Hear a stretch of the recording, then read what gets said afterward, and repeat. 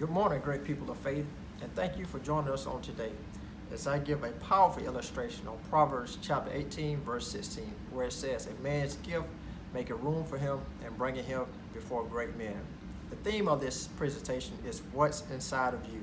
I don't want to give you anything else, just watch and be blessed as we go into the presentation.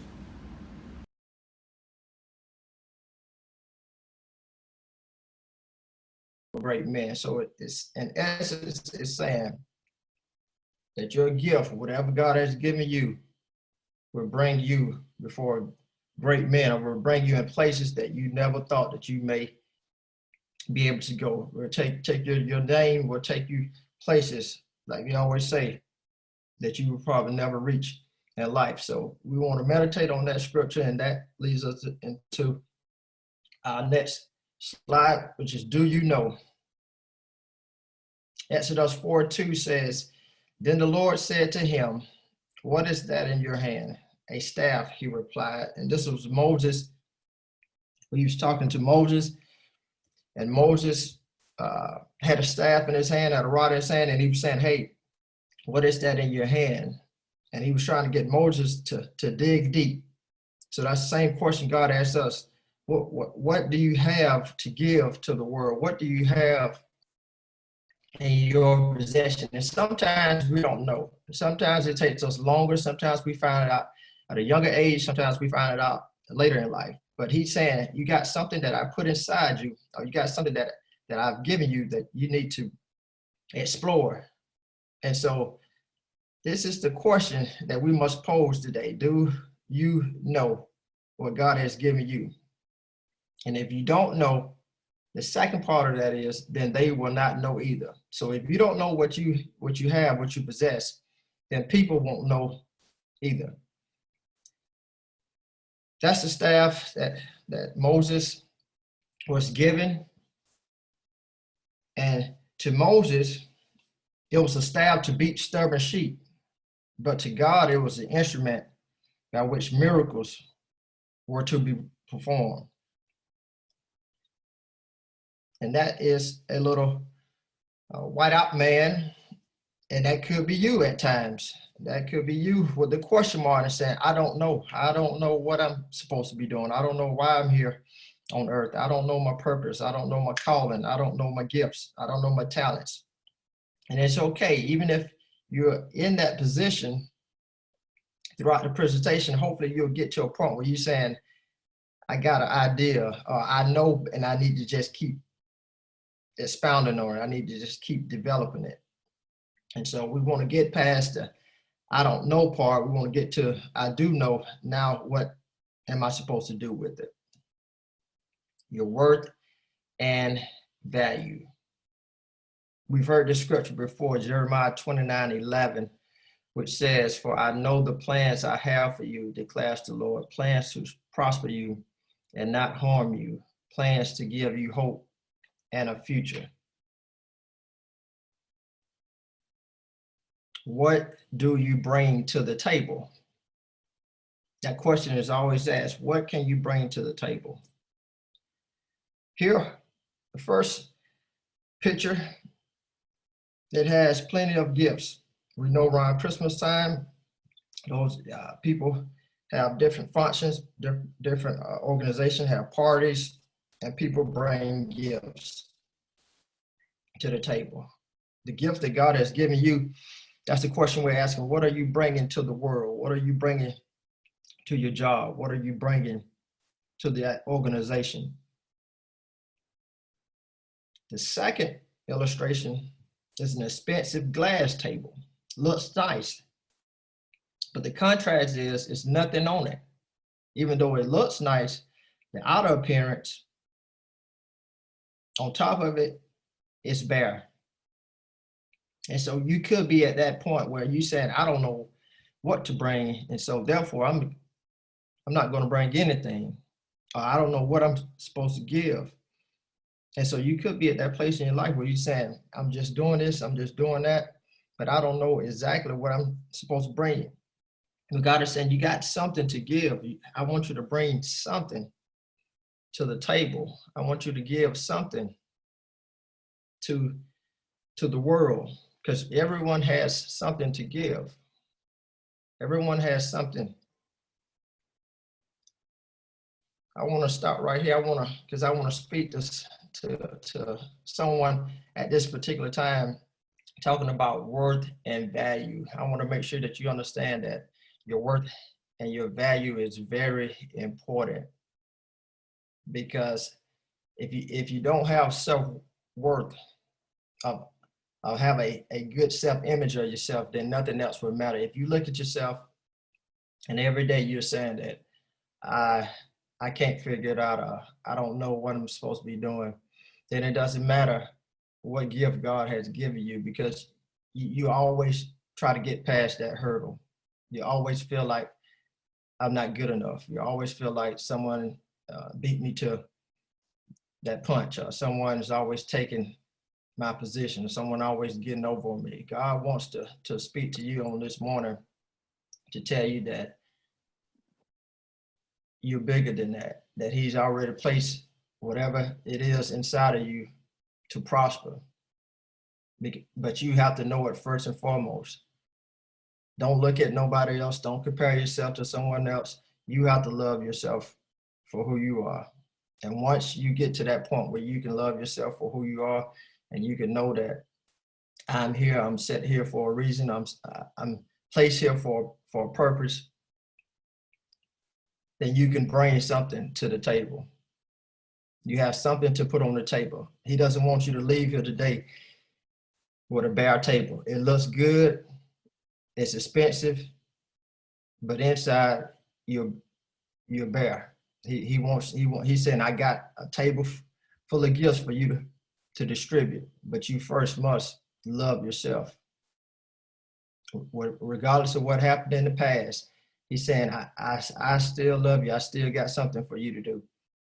And so I want to make sure that you see my face, and that if I'm talking to you, after you leave here, you saying that, hey, I gotta love myself first. Don't put it on nobody else, because going past this point here, I want to make sure that you know that, hey, I gotta stand up for myself.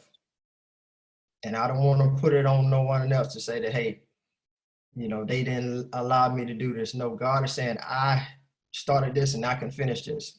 And it's already finished. So you got to make sure that you see that and go forward. Okay, I just want to make sure you saw my face on that portion. Getting back to our slide. Show created for dominance. In Genesis 1:26, it says, then God said, let us make man in our image, in our likeness, and let them rule over the fish of the sea and the birds of the air, over the livestock, over all the earth, and over all the creatures that move along the ground. I have highlighted dominance in the topic, and then in the scripture I have rule. Make sure that you remember that God put us here to rule over all these things. He gave us authority, but we got to make sure that we use it in the right way, because we will have authority over all these things, but we got to make sure that it's not over people, because we can see it as one way, but God sees it different. God says, no, I put you here with people, but not to rule over them. And that goes back to that control factor that we talked about on last week. That goes back to trying to control everything, even people. We get to the point where we're saying, hey, I want to control people, and that's not what God intended. That's definitely not what he intended. Okay, so how does it look when you show up? How does it look when you show up, when you step inside, when you fall into your gift, whatever God created you to do? How does it look when you fall, when you step into it? This is a picture, and all I have to do is show a picture, because once I show a picture, like they always say, it's worth 1,000 words. So if I show a picture of Michael Jordan, just the jersey, number 23, Chicago Bulls, immediately what comes to your mind, even if you don't know anything about sports, even if you don't follow, if you don't watch it, don't care about it, immediately what comes to your mind is a basketball. Now, the ones who follow sports, they know, okay, this is his gift that God has given him, and he has dug into it to the point of domination. And so God, just like God gave Moses the staff for miracles, he gives everybody different gifts and talents. And he said, hey, if I give you a ball, can you dominate? Can you get to that point where, hey, everybody's coming to watch you? The second picture is of Oprah Winfrey. Immediately what comes up in your mind is, hey, a talk show host. She's everywhere all the time, even if you don't want to hear, even if you don't care about what she's saying. You've seen her at some point in time on the interviews. She has her own network. So she said, hey, dominate the area that I give you. Now, we all going to go through ups and downs. We all going to go through transitions in our life. We're all going to go through periods where we feel like, hey, this is not for me. I want to give up. But God is saying, hey, you got to keep going. Because everybody has a backstory. Everybody has something that they've had to overcome. But if God put it inside you, he wants to see it show up. And the last picture is of Tiger Woods. All I do is show pictures. Because when you show images, the first thing that should have come up in your mind was a golf ball. With Tiger Woods, hey, you give him, put some golf balls in front of him, give him a golf club, and let him go to work. And so how does it look? Does it look dominating for you in your area of gifting when you show up? Or is it still question marks, trying to figure out, what am I supposed to do? Now, we're still dominating in the gift. Still dominating the gift. And remember, I show pictures because when images come up, something should follow those images.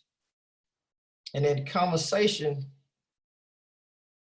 with this young lady by the name of Sharika Hill,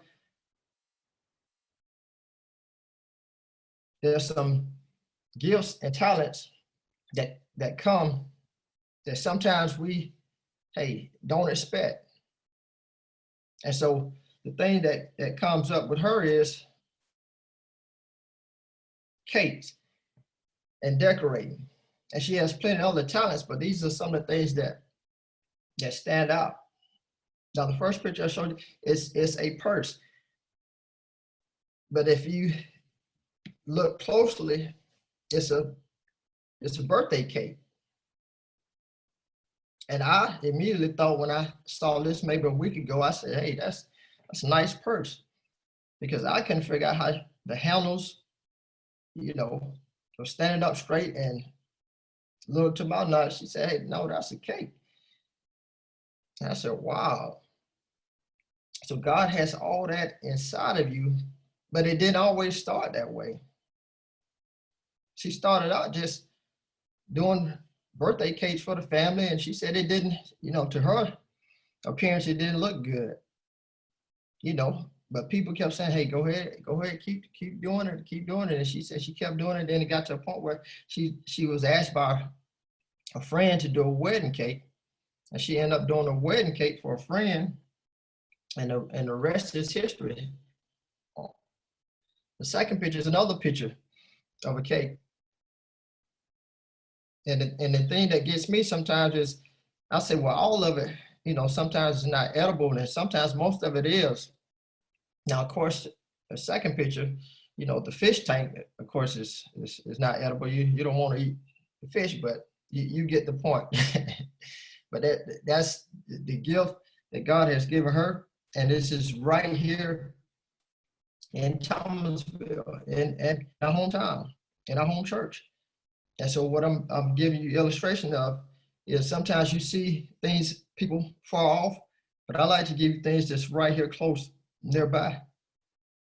Because everyone still has a gift inside of them that, hey, it may not start off how you want it, but when God keeps pushing you and pressing you and pinching you, and you saying, man, I know it's going to take a little while, but hey, I'm going to get it.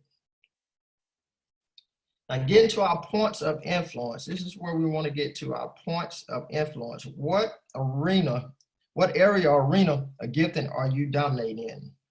Remember, again, we talked about not people. We don't want to dominate people. We don't want to rule and control people. God has given us free reign over everything else, but not people. So when people see you, what do they associate you with? When you walk in the arena, do they say, oh, that's a baker right there? Do they say that's a great communicator? Do they say that's a great server? Do they say that's the computer man or computer woman? Do they say that's the lawyer right there? Do they say that's gonna be the next preacher there? What do they say?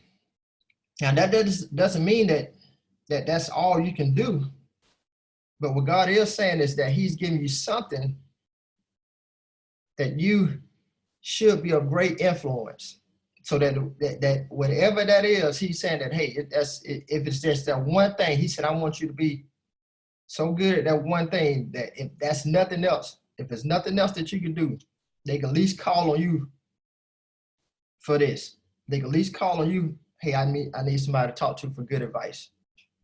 You might need to call this person. Hey, I need to talk to somebody about some finances. Hey, you need to talk to this person. God is saying, what is that arena that you are gifted in, and work that arena, work that area. Number 2, gift is a problem solver to the world. Your gift, remember this, whatever you have, it is a problem solver to the world. Remember, your gift is meant to solve a problem on earth. So whatever that problem is, whatever that issue is, remember, Tiger found his at 4 years old. At 4 years old, his dad was working with him. Young age, 3 years old, 4 years old, his dad was, hey, getting him out early, working with him, getting it going. And he was saying, hey, not knowing, hey, what it was going to lead to. Serena and Venus, we know them as the tennis girls. Hey, go to work. Because it's people out there that saying, hey, man, if they could do it, then I know I could do it. So whatever you're gifted in, hey, it's someone out there that needs it. Hey, if you good at baking cakes, it's someone out there to say, hey, man, I don't think I could have ever got to this point. But if I saw you and you solved my problem by the cake that you made, and now I can see that, hey, I can do this too. You solved my problem by the decorations that you put up. You just don't know how that made me feel. You solved my problem by the words that you gave me, the encouragement that you gave me during my tough time. You just don't know how that made me feel. Whatever your gift is,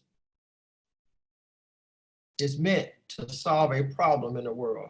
And whatever that problem is, God will take you to different places, different times, connect you with different people to resolve that problem.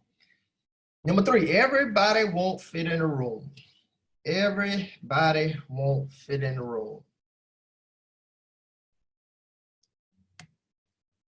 Everybody won't fit in the room. I want to make sure you see my face on this portion too, because what God is saying in this season here is that whatever gift that He's giving you, whatever talent that He's giving you, He wants you to know that everybody don't accept or won't accept your gift. Just because it's your gift, just because God has given you, and you know that God has given it to you, and you know that, hey, it's needed, and it's a problem solver to the world. Don't expect everyone to be happy about it. And so in saying that, everybody won't fit in the room, meaning that you may be the one that won't fit. And sometimes you see it as, man, why are they so tough on me? Man, why are they always saying this? Or man, why they, when I come around, everybody sometimes gets silent, or, they always got something to say after I say something. And so it means that once you find it, you have to make sure that you have to go back and back to God and say, God, you know, I know you gave me this. It's just like giving childbirth, having a woman giving childbirth, and then the baby coming into the world, and everybody saying, oh, how beautiful the baby is, and oh, how wonderful, you know, it is to add to your family. But then there's still some that say, man, you see how the baby look, man, you see, you know, they got to stay up all time of night, you know, was it worth all that, man? You know, all the money they got to spend on diapers, and you go back and you say, God, this is what you gave me. This is, you know, a gift. This is adding to the world, the population. But everybody don't see it that way.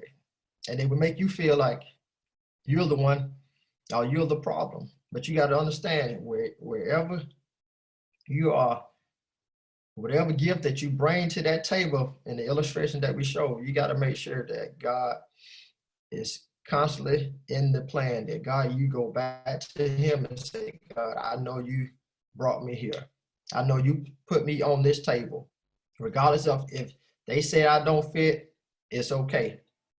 I know that you put me in this place because I was on that bare table. Because it could be one thing to say, hey, you know, I want to fit in. God is saying, I'm putting you in a position where sometimes it's going to feel like you don't fit in, and it's okay. So if you feel like you don't fit in with your gift, God is saying, it's okay. You just keep pressing. You just keep pushing. You just keep moving, because I got some plans and places for you to go. Okay?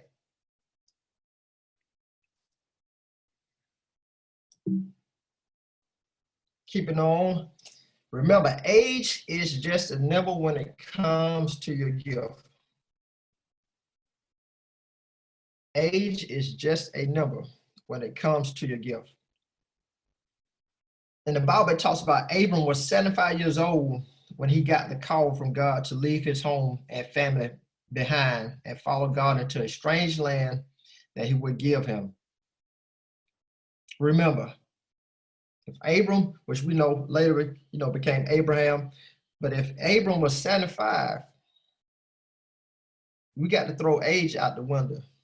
We can't say that I'm too young or I'm too old to do this. Whatever God has put inside you, it's still gonna come out. If you asking him diligently, saying, God, I want to be used by you. He said, okay. It doesn't matter how old you are. No, God is saying, I got something for you to do. I still have something for you to do. And we must remember that God still has something for us to do. If we are still here, he has something in store for us to do. Remember, your gift is your area of significance. Think about the KFC guy, Colonel Sanders. He didn't become a professional chef until he was 40 years old. He didn't franchise a KFC until he was 62. And he didn't become an icon until he was 75. And that was after he sold the company. And we think we are too young, or we think that we're too old for God to still use us. Remember, throw age out the window, because God still has something in store for you to do. Career versus calling. This is a tough one here. This is a tough one here, folks. Now, they can be the same, but they can be different. Let me say that again. They can be the same. At the same time, they can be different. And I've heard it said before that career is what you get paid to do. Calling is what you were born to do. I'm going to say it again. It's been said that a career is what you get paid to do. A calling is what you were born to do. Remember, you could go to college for 4 years, 8 years, 12 years for your career and still not be in the calling that God has gifted you to be in. It's been some that hasn't gone to college at all, but have found their gift.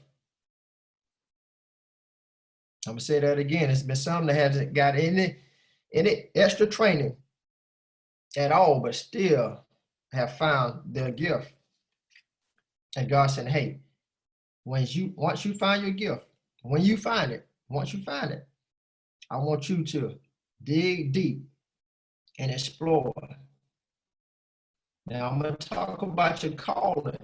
I'm going to talk about the calling. Once you find it, it means the world. Because you know that, hey, man, I know nobody else gave it to me. Nobody else get the credit. God is saying, hey, that was in you the whole time. That was in you the whole time. I know nobody else could give it to me because, hey, this is something that I do naturally. This is something that I wake up to. That's your calling. And I want to stress calling first because this is something that, hey, you were born with. And nobody came and said, hey, this is what I want you to do. This is what, no, you said, hey, this was already in me. I can do this with my eyes closed. When you're in your calling, it doesn't matter. But when you are in your career or in your job, you have to be real careful. I want to make sure you see my face on this. You have to be real careful because what happens is sometimes your job smothers your calling. What I mean by that, it smothers your calling. It sometimes your job, if it's not connected to your calling, it can make you almost like a robot. It can make you a routine person. And what I mean by that is you know your schedule. You know your 8 to 5, you know your 9 to 4, you know whatever hours that you work. You know the time you're supposed to clock in, you know the time that you're supposed to get off, you know your salary, you know what you're gonna make at the end of, you know, hey, I'm supposed to get a promotion at the end of 6 months or a year or 2 years. You know all the logistics. You know how to do this, you know how to do that. But what happens is it limits your creativity. I know it's tough, but it limits your creativity. Sometimes it have you boxed in. Sometimes because people are always thinking for you. You may be in a position at a job that people are always thinking for you. Remember, it's hard for you to even problem solve because you always going to somebody else for answers. They got everything laid out for you. And God is saying, I got something for you. I got something for you already inside of you that I want you to problem solve. Remember, your calling is already in you. Your calling it's the thing that will keep you up at night. It's the thing that is like I always reference back to a woman with a young baby. Remember, that's a gift. And so the gift is going to keep you up at night. Your career, your calling sometimes, your career or your job, you got set hours. When you have a baby, you don't have any set hours. When you have a calling, and I feel this because whenever I'm speaking to someone, I feel something coming out of me. So I know this is hidden somewhere. But whenever you have a gift or a baby, you have no set hours. That baby can get up at any time. You're supposed to get up during that time. I know you want to sleep, but God is saying, no, you got to get up because I got something for you. I got something for you to do. Whenever that baby's hungry, you got to feed the baby. So God has given you a gift that you got to feed. But what we do is sometimes with our career and our job, and if it, like I say, sometimes it could be the same. Sometimes your career and your calling, it goes hand in hand, but sometimes it's totally off path. And sometimes you got to say, hey, you know what? I know I'm getting to the point where I'm stagnated. I know I'm getting to the point where the water's not moving anymore. I know I'm getting to that point. And God is saying, I got something in store for you. So whenever that baby cries, you got the answer. You got to say, God, what is it? I'm listening. Because one thing about a baby, it doesn't matter what your pattern is. You got to follow the pattern of the gift of the baby. So if that baby needs attention, you got to say, hey, God, what is it? We can't, it's hard. I know it's tough, but it keeps you boxed in. It keeps our mind boxed in. It keeps our actions, and we only go so far. And you know, when you go so far, it's like, okay, what's next? But God is saying, it's time now. It's that season. It may be that season, but you got to make a shift. I had to make sure that you see my face on this, because God was saying, hey, you got to speak to somebody or someone or some people.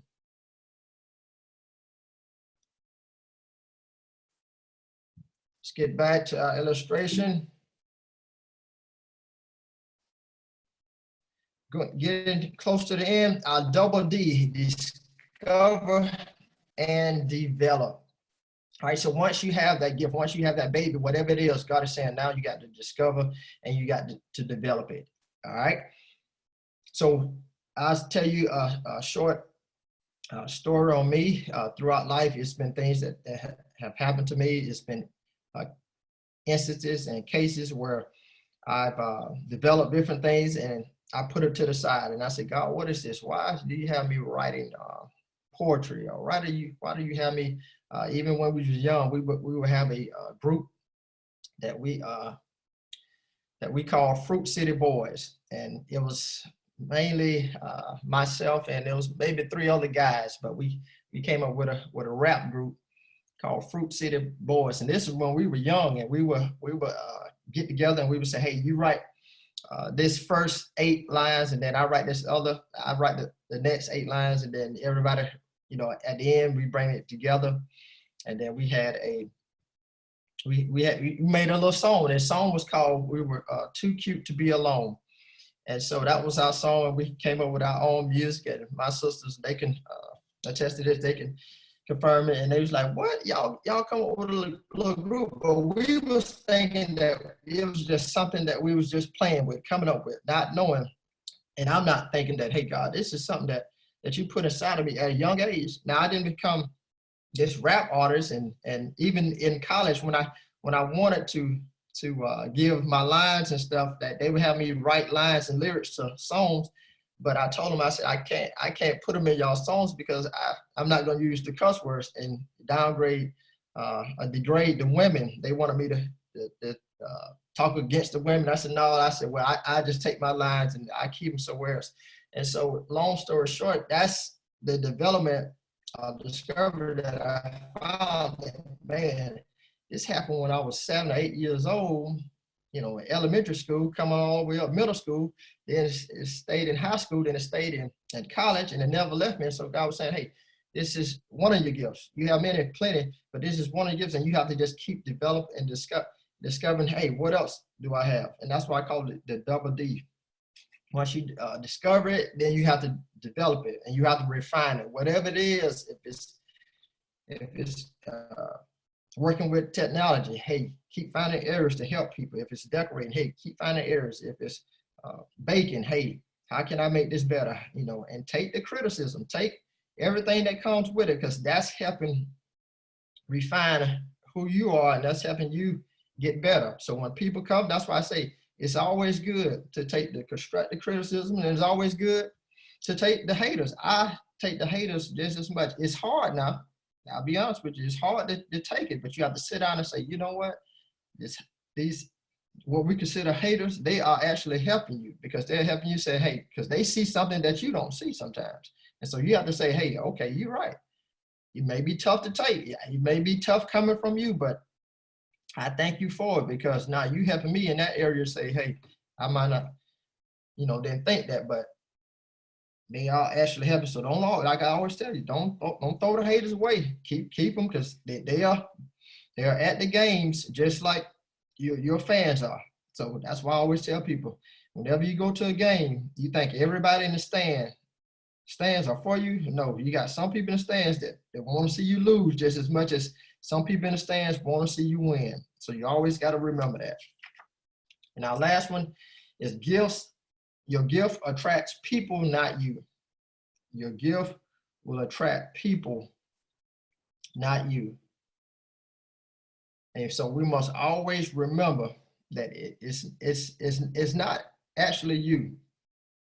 And that's one thing you have to come to grips with. It's not actually me. It's not actually whomever. It's not what we think it is. It's saying that God is saying, I want to make sure you see my face on this. God is saying in this season here, whatever your gift is, you hone on it. You get it, and you dig deep. You drive it home, saying, hey, what is it? What is it? Because whatever it is, remember, people will be attracted to it. It's just like sweet fruit. Whenever you go to a tree, you don't go to the tree. And I remember growing up, going down in Florida to my grandma's house, we had to help go and pick oranges and different things, but we would never pick the leaves. We would pick them off, but we would never, go to the tree and say, man, that's a beautiful leaf. No, people go to the trees for the fruit. So whatever gift you have, that's what they're attracted to. It's not the tree. It's not you. So we got to keep that in mind that, hey, it's not me. And so that's why God always tells us, hey, he's the one to get the credit. That's why it's important for us to say, to God be the glory, because it's him that gave it to us anyway. It's you that gave me this gift. And so we always have to remember, people come to the games and you thinking, hey, they coming to see such and such, which may be part of it, but really, you don't know anything about that person.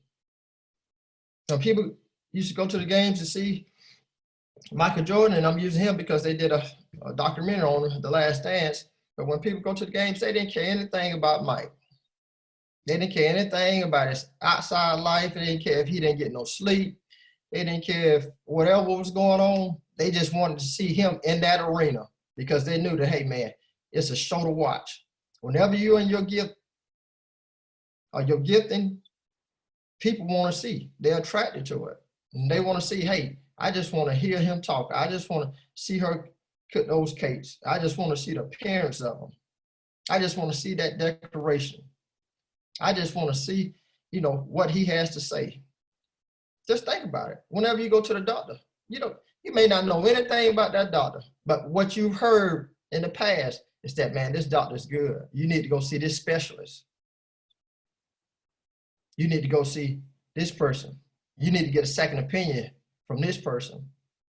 You don't, and I'm not being mean or anything, but you really probably don't care anything about the doctor. What that doctor, the knowledge that doctor give you, that's very important. And that's what keeps you going back to that doctor. Now, also, you want to make sure that, hey, you allow that gift to run its course. You allow that gift to give room to it, to let it develop. And then once it develops, you saying, hey, now you got to remember, with Michael Jordan, you don't want Michael Jordan in a doctor's office because that's not his area. That's not his discipline. You want to see him on the court, not in the doctor's office. Not saying that he can't do it, but just by knowledge, just by watching, just by reading. I haven't seen him in the doctor's office. I haven't seen him giving surgery on anybody. So you got to make sure, hey, if that's your area, if that's your arena, there should be domination going on. You should know. And that's what God wants. Is God saying, hey, work what I gave you. Don't try to do it like nobody else. Whatever I gave you, that's for you. And can't nobody take it away. But I want you to work it. I want you to know that, hey, it's for you. It's for you only. And that's where the discipline comes in at.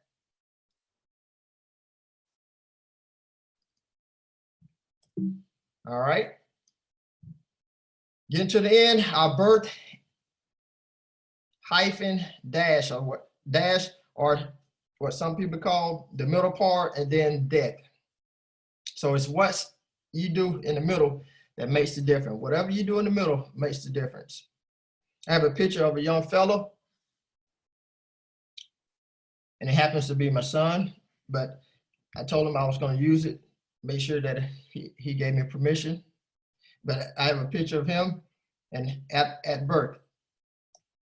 Now, what he does between birth and his days of not being here on earth anymore is on him.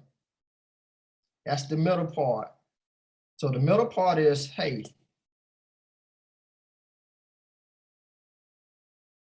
what would happen?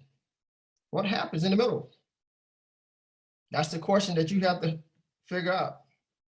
That's the question that you have to answer yourself. What happens in the middle? Now it's up to you. But God has already given you the gift to do it. And you have to be the one to make the difference. Last, your gift will attract affluence and influence. Your gift will attract affluence and influence. Affluence is pretty much wealth and money and resources. And influence is nothing more than your character, your development, your effect on people, or your impact on something. When you leave, what are they saying? Whenever you leave your arena, what are people saying? How they influenced? They can be influenced one way or the other. They can say, man, that was a great job. Man, we need some more of that. Or they can say, I don't know. They still have question marks. So whenever God has given you a gift and he wants you to define it and refine it, there shouldn't be any question marks. There should be, okay, that's what that person's supposed to be. That's what that individual is supposed to be. There should be any questions, because the two should tie together, the affluence and influence. The influence is going to bring the wealth. Remember, they'll start calling you, even if you haven't had any contact with that individual, even if you don't know what's going on, even if you are nowhere in the picture. You'll say, how did that person get my number? Because God has connected or made a chain for that person to talk to you. And so we must always remember, whenever you are in your gift, whenever you find and discover what it is that God wants you to do, he wants you to be the best at it. He wants you to key in on it and say, hey, let me dominate in this area. And then once that domination happens, you'll see everything else start to fall in place. At this time, if we have any questions, at this time, you can come off of mute. If you have any questions about finding your gift, or if you have anything about how do I know what's really, do I have more than one? How can I get in contact with whomever? If you have any questions at this time, I'll take a couple of questions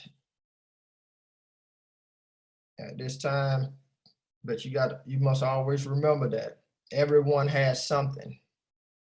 So like I say, he has given everyone something, even if it's just one. I want you to know that if you got one, God wants you to work that one, because that one can bring you in contact with a million. But if you sit around looking at others and say, well, how they did that, how they got that, then you're missing it. Because remember, whatever it is, that baby is going to keep you up at night. Remember, you think about that baby more than you think about anything else. Not to say nothing else important. Once a baby is brought into the world, that's your first priority at that time. You still do everything else. Remember, you still do everything else, but that baby, everything that happens, you say, man, I gotta make sure I got a babysitter. If I gotta go here, I gotta make sure somebody watching. I gotta make sure that I take the car seat out. I gotta make sure I do this. And God is saying that's the gift that he's giving you. The same thing, the talents that he's giving you. You're gonna want to do that more than anything else. That's gonna be your first thing. He's gonna say, hey, I know I'm doing all this other stuff, but I got to have time for this. I know I'm working here, but when do I spend time developing my gift? When do I spend time developing what God has given me? And sometimes you're going to have to split sometimes. Sometimes you're going to have to, hey, you may have to you get home after work, take a nap, and get up and start developing, still working on your gift. It's been things that I've been working on 15, 20 years. Sometimes you just see it as it happened today, or it happened yesterday, or that information was given. That information been working on 15, 20 years over time. And all I do is go back and pull it up because I've been creating and charting and different things. And that's the same way God wants us to do. He said, hey, I already got stuff for you 10, 15 years out. But I just want you to make sure that you are doing what I asked you to do. Sometimes we miss it. And it's okay to say, God, you know, I've been doing this for a long time, but I've been missing what you've been wanting me to do. And God's saying, that's okay.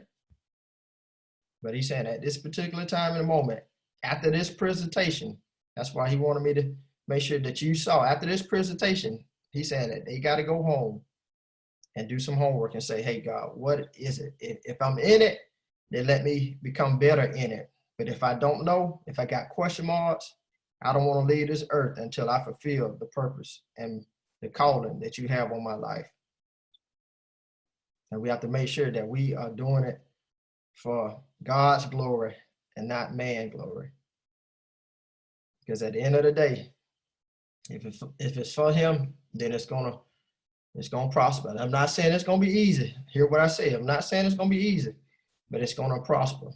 And he's gonna be the one to say, okay, my child, well done, good and faithful servant. If no questions, I'll give about 10 more seconds if we got it. So, Pastor. Go ahead. It is Pastor Black. If God gives a person multiple gifts, you know, like you said, your calling is what you're born with, your career is what you get paid for. But somebody was born with gifts, more than one. Let's say a person has 3.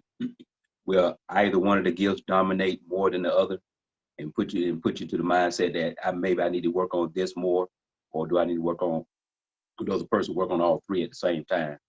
You know, let's say a person has a gift of baking, they can also sew, and maybe they have a technique of talking to people.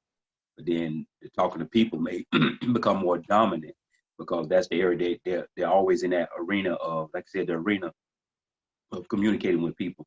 And then you have the other 2 that they want to work on, but this seems to be more dominant. Does that say that maybe God is saying this is a more dominant area for you where you can have the more impact, or like you say, influence? Well, this will bring you through this influence, this will bring you the affluence.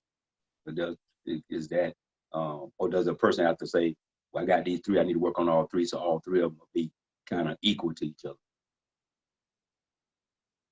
Good question. The thing is, we must remember what Scripture says is there's a time and a place. So everything is a season. And so in Ecclesiastes, what it talks about that is with those multiple gifts, it's a season for each one of them. Not saying that one is better than the other one, or one may dominate more than the other. You may see it in your eyes, physical, that is more dominant, but God is saying it's in that particular, whatever's needed in that particular season, just like fruit. You know, certain fruit is not good in certain seasons. Not saying that the fruit is bad, but it's saying that it's in certain seasons, that fruit is good. And that's when you should really, you know, get it, and people will be coming because that's that season for it to blossom, or for that season for it to be sweet, or for it to really be ripe. And it's not saying that, hey, we're going to throw away those other fruits. No, it's just not that time of that season. So whatever season that God has you in to use that particular gift, then that's where he wants you to flourish. That's where he said, hey, I need more of this baking right now, because this is, it's needed. But then, hey, you may, that other gift, you may use it just sparingly, in that particular season, but then it may be another season, or he may send you to another city or state or country and say, hey, I want you to go back to this gift and start working some more on this, because in this particular state, these people need this right here. This is a needed time. It's just like, and I'll put it to you in this aspect, it's just like this, the season we're in now. Whoever thought that hand sanitizer and alcohol and Clorox wipes and toilet paper and toilet, whoever thought that in this season here, that would be a necessity of that magnitude. And so we got to make sure that we know that, hey, and you know, I'm pretty sure the company's not complaining, but it's just they're saying that, man, we never thought that we would have an overabundance of people would be that much into selling, even getting to the point where they're selling it on Amazon or giving it away or buying bulks of it. And then, you know, so it's just like whatever season God has you in that particular gift, he wants you to push it, push it, push it. And don't complain about it. Say, hey, God, if you want me to, if this is where you have me, I'm gonna give it. I'm gonna give it. I'm gonna give it. Does that answer your question? Yes, sir. I appreciate it. Good, good, good. So do we have anybody else? Mr. Ward. Go ahead. Deacon Corker here. I just want to give a quick story about what you were saying about this gift. Might take 10, 15 years. I know a woman, and I think she's down the hall from me right now. She was good at physical therapy. She was real good. Did it for 15 years. People used to come in and ask, is Teresa working today? Because they wanted to see her. Well, it was something inside her said, yeah, that's good, but it's something more for you. It's something more for you. But she was like, no, Lord, I'm good. You know, I'm making good money. I'm settled. Everybody know me. I'm good at my skill. Well, some was saying, go back to school, be a nurse. She was like, no, Lord, I got a new baby. I live here 2 months old. And we happy, you know, everything, bills getting paid. We eating out, buying clothes, everything's lovely. Well, she said, I think I'm gonna go back to school. I'm like, oh, after 15 years, now we've been married a couple of years. And so I said, all right, let's go. And as Elder Black was saying, well, what if you got 2 or 3 gifts? Well, she was good in physical therapy, but this nursing thing was just pulling her. And I'm talking about, man, we dropped everything. She went back to school working half part-time. I'm like, oh, Lord, help me get through this. You know, and I'm trying to get all the overtime I can get just to hold it down. Well, that nursing gift was her, I'll say, main gift, because she went from an associate degree, then some said, go back again. When they got a bachelor degree, then some said, Teresa, keep going. Find scholarships to pay for it. I like, hey, they're going to pay for it. Archibald said, we'll pay for it if you go. When went back and got a bachelor, went back and got a master, then some said, no, Teresa, you got to go one more time. And she was like, Lord, I'm tired. You know, my baby's in high school. She in the dance program, want to go watch her play, but she got homework to do. So the Lord said, one more time. So she went back and got this doctorate degree. And to me, it was like, oh, Teresa, that was so easy. But to her, she was like, no, it wasn't easy. But I said, every time you want to go back, somebody paid for it, or somebody gave you a scholarship, or the Lord made a way. So if it's your truly gift, it's going to rise up. Whatever it is, it's going to rise to the top, and they're going to take over everything else. And it going to me, watching her go through all this stuff, I was like, man, this girl here, she is smoking it. But to her, she was like, I'm up at night. She got up at 2 o'clock. Where you going? She said, I got to go study right now. I said, right now? She said, yeah, I can't sleep anyway. I might as well go and study. I said, all right, then go ahead. But I like, Lord, you're going to run her crazy in a minute here. She's going to be slapped crazy. But she got through it. And to me, it was so smooth. But to her, she was putting in some work. But I like, wow, if it's truly your gift, man, it's going to come out. And Lord going to make a way too.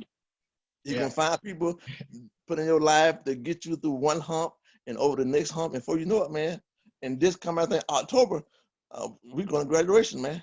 We're going to graduate. And I'm just like, wow.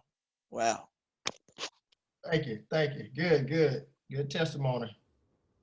But yeah, that's God. He will put people in places and resources for you. Go ahead. We got somebody coming up. This is Veronica. Hi. Go ahead. Hey, Veronica. You mentioned about affluence and influence. Will you go back and give me the meanings of those again? I know you said so money and resources. Okay, so affluence is pretty much what we see as the physical portion of wealth, the money, the resources that God brings us to. Where in some places it may be grants with organizations, and it may be sponsorships, or people donate money, or people pretty much sometimes just giving it to you. Just giving it, you know, they saying, hey, I want to bless you because I see what you're doing. I see, you know, you're having this particular meetings and stuff, and I know it's a lot on you, and so I want to make sure that you get what you need.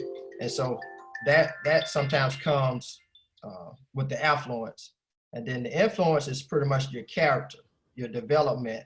And I can do a whole session. I have sessions and things on character that is really good, but I can do a whole session on character. But that's where your influence come in at.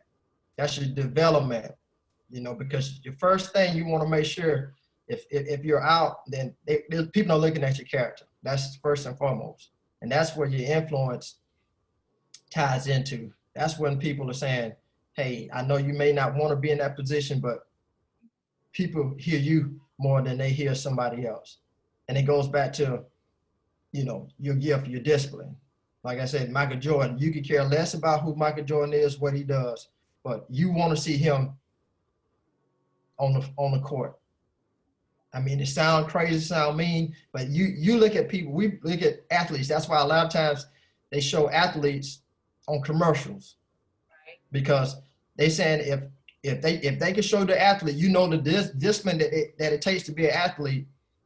And, you know, you see Steph Curry on a commercial, you know, you see Steph Curry making threes on TV, then yes, we can put him on this commercial and people will say, yeah, because Steph Curry, he's good at 3 points, making 3-pointers, he's good, and all he does, then hey, I can buy this. And that's the discipline that we just follow. That's the influence. That's how easily we're influenced to buy that product, because Steph Curry's name is connected to it. And so whenever it's a situation that comes up, people are going to follow Veronica because, hey, I know Veronica has good character. I know she means well. I know, you know, that's where the affluence come in, that, hey, I don't mind giving her this because I can trust her with it, and she's going to take it and do the best thing that I know that it's going to prosper in the end. I know it's not going to come back void. I know she's going to take the gift, whatever we give her, and she's going to multiply. That's what God wants us to do. He wants us to reproduce. That's what he talks about in Genesis. Reproduce it. Whatever I give you, multiply it, make it better. Does that answer your question? Yes, and what I'll do is I'm going to share this with my daughter. I know you all probably hear me talk about Olivia all the time because that's the athlete of the family. Right. I'm thinking when you were talking about your affluence and the influence, I know that when she began her track career, she was only doing the long jump and the 100-meter dash. Got to high school, coach saw that she was like gifted in so many other events.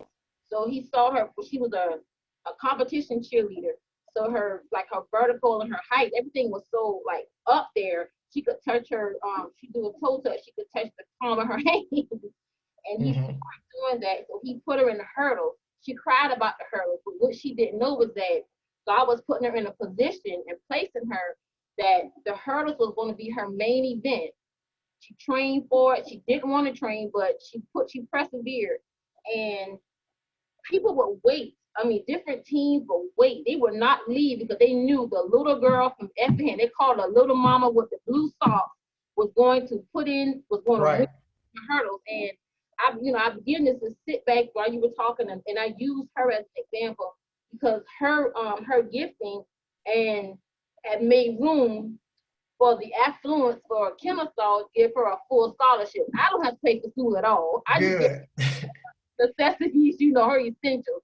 Other than that, Kennesaw has paid for everything, and God has blessed her where they've even upped her scholarship. But I just thank God for it. This has touched home for me today. Good. I felt some too. So we may need to connect again because I'm also a track coach, girls track coach.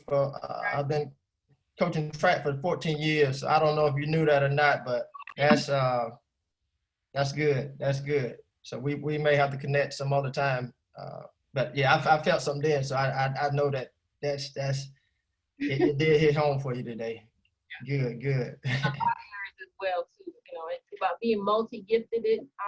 The multiple, I know Pastor Black act, you know, with you born with multiple gifts, and, you know, so like communicating with others, listening, you know, those are so everybody can't listen to you. You know, everybody aren't good listeners. Everybody can't communicate well with others. So this has hit home a lot, and about being up. I hope I'm not taking up everybody's time this morning, because this really hit home with me. And as far as the about, you know, getting up in the morning, and about Sister Corker, I think Sister Corker went back to school to be a nurse.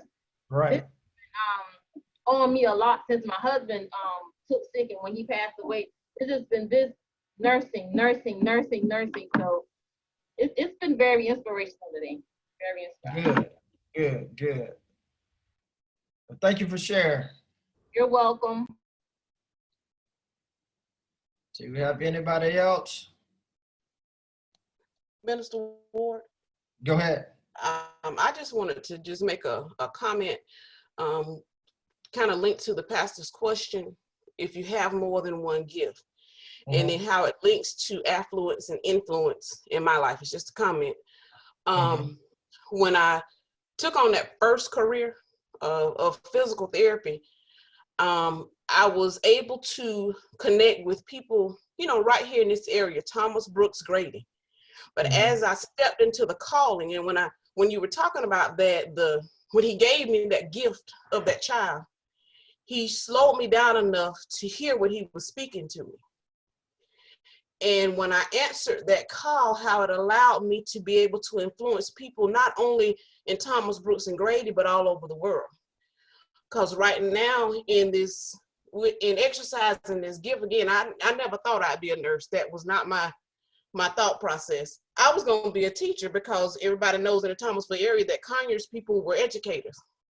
And so when I stepped into the gift, I was like, Lord, you want me to do this, this, and this? But now that I am teaching in that gift, I have students all over the world. I have students that don't even live in the United States now. And I'm being able to influence and I give all glory to him, because I'm meeting people, and not only are the students learning from me, but I learn so much from them about different cultures and different, different things I never, knew. So when you walk into that gift and you allow God to use you, it opens doors that you never thought possible. And again, I'm a little girl from the south side of Thomasville, not too far from where the Fruit City boys were making raps. Yeah. and you have to, all I can say is thank you. Because again, and you all know me from, when I was 2 and 3, how shy I was, very similar to the way Olivia was, wouldn't say a speech, wouldn't get too far from where my mother was sitting. And now how he's gave me the confidence, because again, I was not a public speaker. I wouldn't, stand in front of a crowd. I might have said a little bit at Mount Zion, but it's just so thankful that I was able to, and again, a lot of this came from my mom pushing, she would sit home and she would push, oh, you can do that. You can say that, you can do this, but thanking God for allowing me to humble myself and receive what he was giving me. And that was just my comment of how if you get into that gift, he will make room. He'll make room. Mm-hmm. Good. Thank you for sharing. Awesome testimonies coming forth. So if nothing else, I just want to, I'm going to close out, and then I'll let Pastor get her remarks. Just want to thank you all for coming on this morning. Want to thank Pastor Black for giving me the platform on this faith motivational Sunday to just to share with you all some of the things that God has placed on me to give. And I just want to again give him the credit for just allowing me to work alongside him and just to help you all as a whole. Just because one thing that he gave me to give, and like I said, I questioned it a while ago. I questioned it, and I kept saying, God, I got a lot of material, I got a lot of things. He said, wherever I have you, that's where I want you to give it. Because the thing I was doing was I was saving it. Like I said, I have a library, and I will save it. I will put it aside and say, okay, I'll probably use this some other time I'll use this later. And he was saying, no, wherever I have you, wherever you are, that's where I want you to give it. And so he said, well, there's one person. He said, you give it to that one person like you give it to the next, just like you give it to 1,000 people. And so, and that's why sometimes when I'm in conversation that you may get, like some people say, man, you gave me a whole message, you gave me a whole sermon, because that's what was needed at that particular time. And some things, I'll be honest with you, I can't remember, because sometimes it's just in that moment that God gives me something that I don't have notes for, I didn't write down, and he would give me that, and he would say that person needed to hear that at that particular time. And so that's just the things that he's gifted me with, and I don't question it anymore, and I don't question where I am. I just know that wherever I am, and if I'm following him, then he's there too. So sometimes, like I say, you may get a whole message, just with those messages that I send in the morning, Monday through Friday. Those messages, I condense them enough so that I could get them in a text message, just enough so you can read. But those are really like, could go an hour or 2 hour sermons. But I condense them, God works for me enough to condense them enough to say, hey, you can't give it to them all, but you can give them just enough so they can get moving and get on their day. And so those are some of the things that he works with me. Those messages, it may take you 20 seconds, 30 seconds to read, but it may take me 5-6 hours to create. And it's just one of those things where, I'm taking things out, I'm adding things, I'm putting things back, I'm listening to different shows, I'm listening, and that's how it all comes together. Just the groundwork of it. It all comes together. And sometimes that's why people say, where you get this stuff from?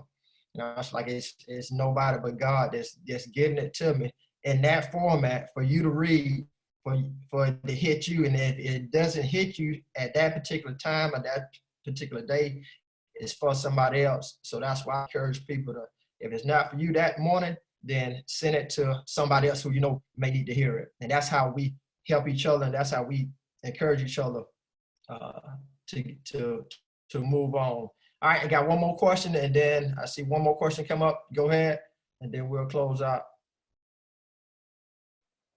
Yes, sir. I mean, say you got a young person and you see the gift in that person, but they don't see it. Any advice how to encourage that person? Like, I see it in you, even though you don't see it now, but I see it in you. How you can draw it out of them or get them to believe in it and believe in themselves, because you see it even though you haven't come to them yet. But you're like, wow, you good at that, and why you're not pursuing that? They're like, it's just, I don't know, I don't want to do that. But you see it though. Any advice on that? Mm-hmm. Yes, I'm glad you asked that. If you see it in that person, because sometimes that person could be you, okay? And so if you see it in that person or somebody else sees it in you, that's always the issue. That's always the case, that everybody's going to see it in you sometimes before you see it in yourself. And so what you have to do is you have to keep encouraging that individual, keep putting them around resources or people that are keep pouring into them. Okay, you have to keep placing them in places. If you know they're good in the area, take them to camps. Take them to, if they're good in speaking, or you see something, put them in public speaking courses. Take them to class. If they're good in basketball or in a sport, take them to different camps. Allow people to keep pouring into them that's going to feed them, to feed that gift. And that's what you want to do. Keep showing them YouTube videos or tutorials to help them with that craft, because it may not be something that you know too much about, but you know it's something.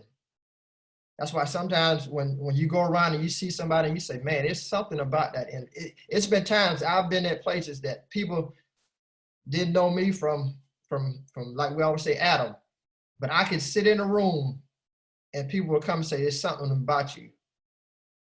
And so at a point, I got tired of hearing that there's something about me. So I went to God and said, God, what is it about me that people keep saying that they keep seeing something in me, but I don't see it in myself? I said, God, you got to show me.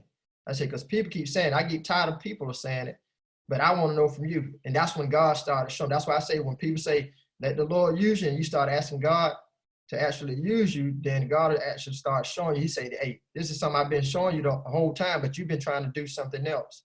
And so that's why, back to your question, Deacon Corey, we have to make sure that we keep that person, that individual, connected enough so that eventually they'll walk into it. Eventually they'll say, okay, man, this is what they was talking about 15 years ago, 10 years ago. This is what they was trying to show me all this time, but I wasn't listening. And so that's why we have to be, we have to make sure that we keep that circle tight, because it's going to be, like I told you, it's going to be some out there. And that's another whole session that I can have, but it's going to be some out there that are going to say, man, you shouldn't be doing what you're doing. It's going to be some that's going to close ears and say, man, like I say, in the stands, it's going to be just as many fans that are going to be screaming for you. That's going to be on the other side, it's going to be screaming against you. But you got to make sure that you say, hey, the fans that are screaming for me, they support me, they behind me. The fans that are screaming against me, they for me too, because they saying, I don't want to see you get to where I know you're going to get. Because once you get to where you're going to get to, then, hey, you could be dangerous. But like I said, that's another whole session that I could have. But you got to make sure that, again, Deacon Corker, that you keep that person connected, and you keep, each time that you keep pouring into that individual. You keep making sure that they have the things that they need to have to make sure that they get what they need to get. Okay? Thank you, sir. Yes, sir. All right, so we have nothing else. I'm gonna close out in prayer, then I'll let Elder Black come back. Dear Lord, just thank you for allowing us to come together again on this morning to share with the people on Zoom that came in with a itching heart to learn more about what's inside of them. Allow them to continue to search themselves and find the gift that you placed inside of them, all the gifts that you've given them. Allow them to just hone in on it and to allow it to multiply in their lives, and allow them to erase all the question marks about, is it real? It's real inside of them. Whatever you put inside of them, the baby that you gave them, allow them to just allow it to manifest. Keep them up at night. God, if it takes that, allow them to see that it's you that's waking them up. It's you that want the glory. It's you that want them to be on the battlefield for you. Allow them to just walk into their calling, and allow them to look at their career or their job and say, God, is this really the path that I should be on at this particular time? If it's a season that is over, allow me to walk away with boldness and courage. But if the paths connect, if my career and my calling go together, then allow me to develop it, and allow me to use that platform to help me prosper in areas in which I can't see at this time. All these things we ask in your son Jesus' name we pray.